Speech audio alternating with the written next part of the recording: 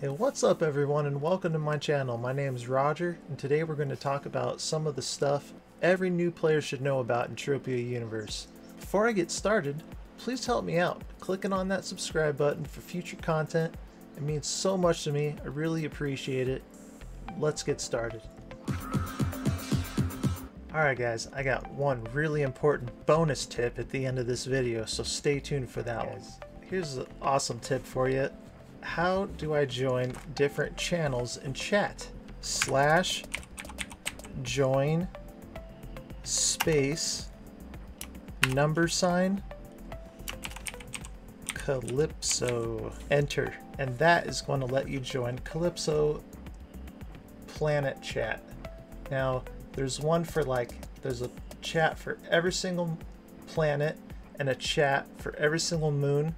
You're going to want to find out what those are, but that is how you do it. You type /join space #. You can even do Monria.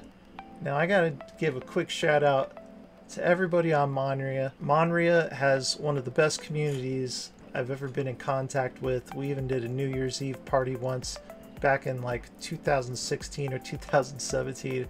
Had a blast doing it, and definitely join Monria chat. They're super friendly and have lots of good tips for you, I'm sure. Hold on tight. We got a lot of ground to cover and we're going to do it in about 10 minutes. First, I'm going to talk about free to play or pay to play. These are two choices you have in Entropia Universe.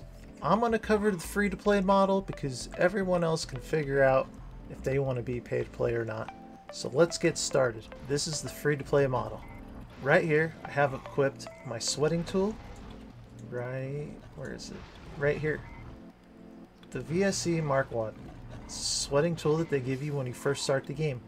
What you do is you equip it, and then you click on a monster, and you just hit the reload button, which looks like they have one in the edit panel that you can use. It looks like this little use tool, and if you put it on your hotbar, you can click on it and it just automatically does it for you over and over again, so you don't have to continuously click on the monster. As you can see, there's quite a few people right here doing it, and what happens is you get these little bottles of sweat in your bag. Now you can tell I've have absolutely almost no skill in sweating whatsoever because I'm absolutely terrible at it. And after a while, I'm going to get more and more and more of this sweat. What I want to do is I want to get about 1,000 bottles of it.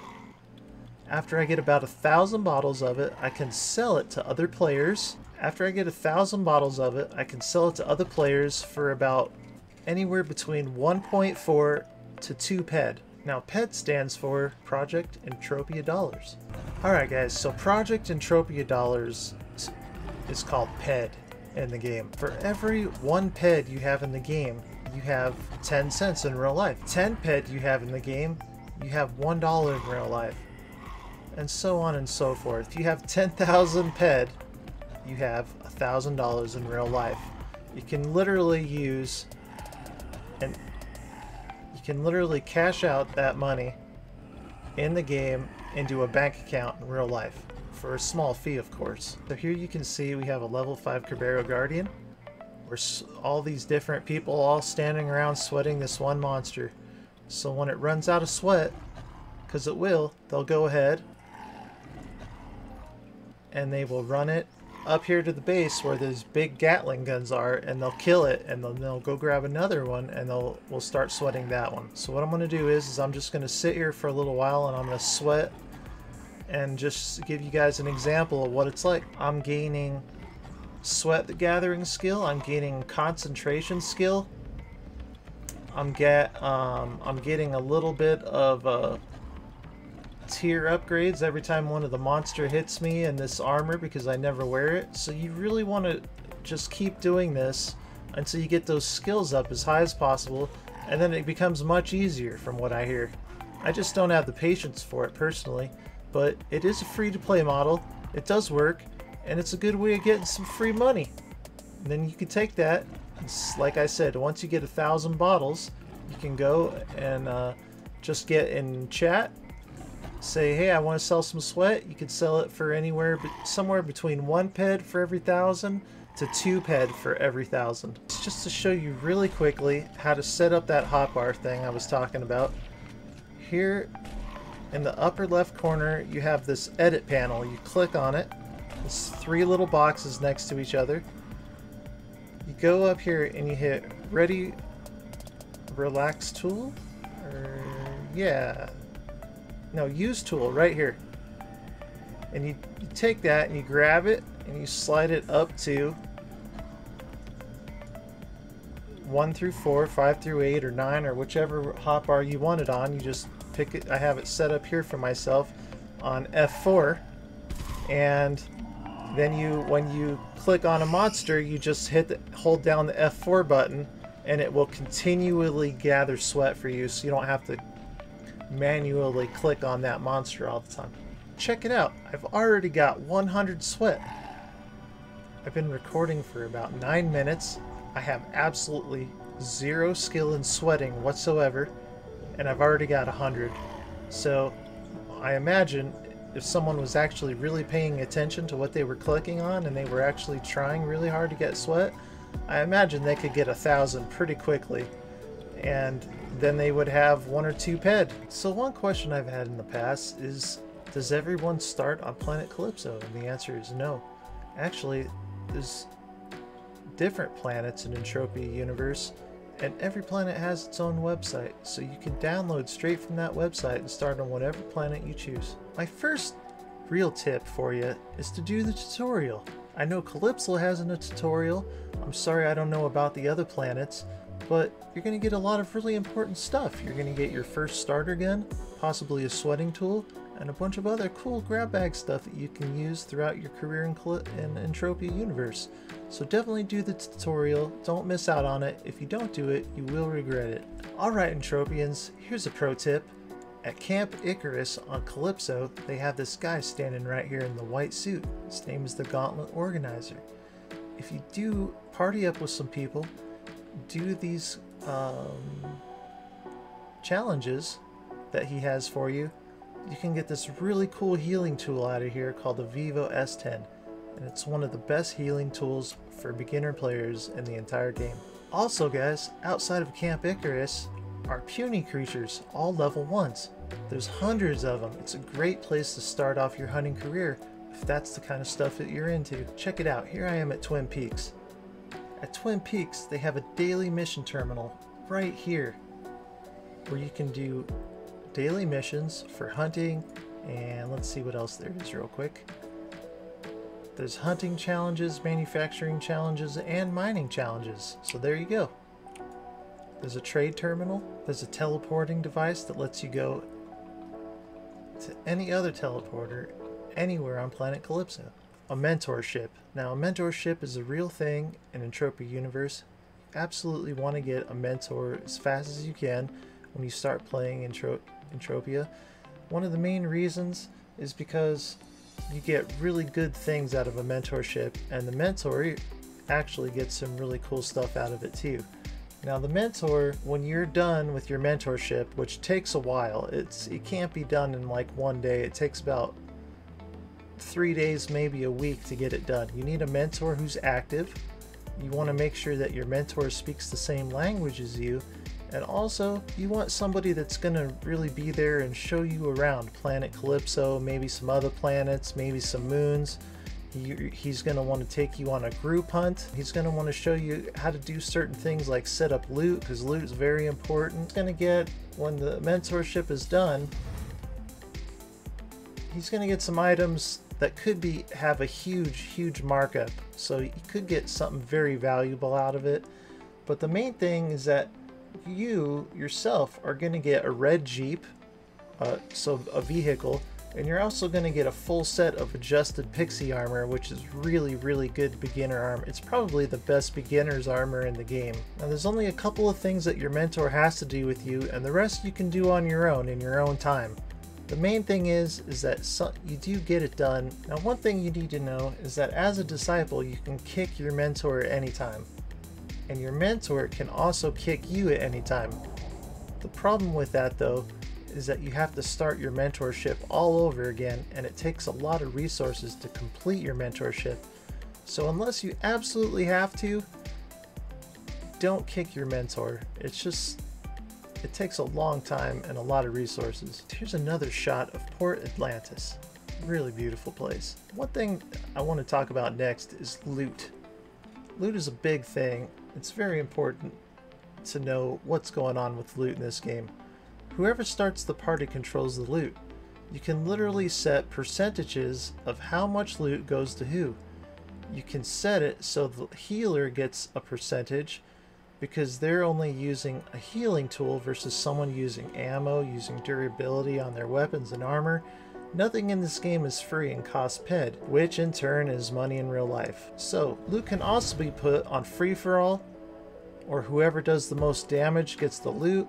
There's a bunch of settings. Just basically want to make sure that you know what's going on, know the person that you're grouping with, and that you can trust them, because you can really get cheated on loot in this game because of a thing called globals. What's a global?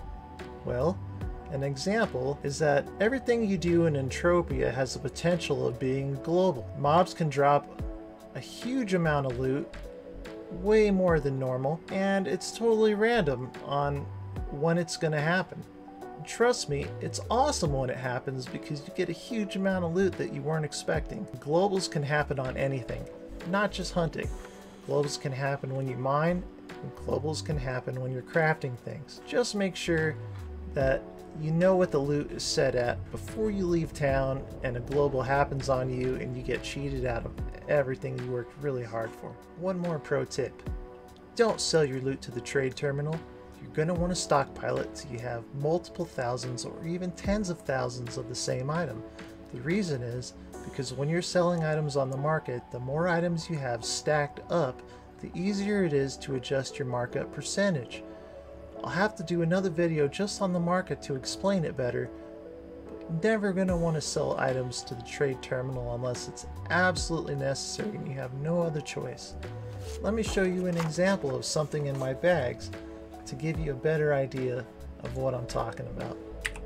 Right here I have 780 of animal muscle oil. Now I'm going to hit view information and I'm going to go right down here to this little market value tab. Click on it. It says right here that the markup value for today is 102.74% for the week, for the month, and for the year, and the decade. Every item for every day has a different markup value based on what the market is doing. If you sell it to the trade terminal, you're only getting the base value of what the item is worth, not the markup value. And the more of one item that you have, and it makes it so that you can set it in smaller and smaller increments so that you don't have to wait like for a whole week for something to sell. It basically, you can stick it for like 1 penny less than the other guys. You don't have to wait as long for it to be sold. One of the questions I get a lot about Entropia Universe are, what are land deeds? Land deeds give you a percentage turnout on your investment. I don't remember what the percentage is. I'd say it's somewhere between a pretty big something, between 2 and 8%, which is a big difference. I just don't know for sure, guys, honestly. The land deeds I have will pay for themselves in 11 years. Now, I did figure that out once. It took me, a couple minutes to figure it out or whatnot, but I did want to show you that on the auctioneer right here, the very first tab is estates and deeds, and then you have every other item in the game. So I clicked on that, estates and deeds. There's 7 pages of people trying to sell land deeds. Now there's all kinds of different land deeds in this game. It looks like there's one for a Genesis Star Tower. One of the main ones I've heard about is the Arcadia Underground deed. Then there's Compet deed, which is one of the cheaper ones. Then there's a Calypso land deed and Arcadia Moon deed. All of these deeds, when you buy one, it looks like this. Where are mine? Let me think for a second. Sorry guys. I think my deeds might be in my bank, but I can show you this right here. This is my PED flow center. So I have deeds. Let me just show them to you real quick. I think there's a storage facility right here somewhere. Let's see, I have 42 Arcadia Underground deeds and 5 Arcadia Moon deeds. And if I click on my PED card, which everyone has in their inventory, and I go to PED Flow Center, I have a balance of 779 PED, basically, is my account value. And I got every single one of those PED from my land deeds over the course of... I bought my first deed in January 3rd of 2016. So since then, I've gotten 780 PED basically in 4 years.